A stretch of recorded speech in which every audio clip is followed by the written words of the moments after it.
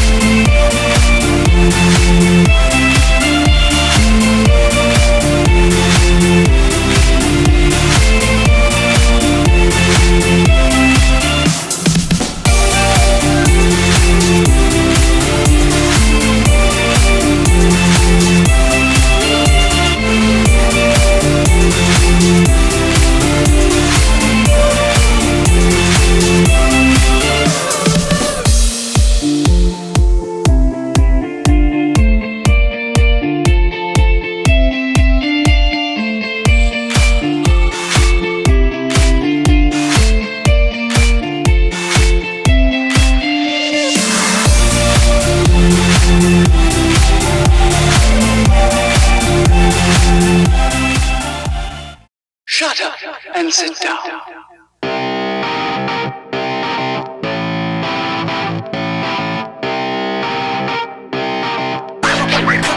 Bye.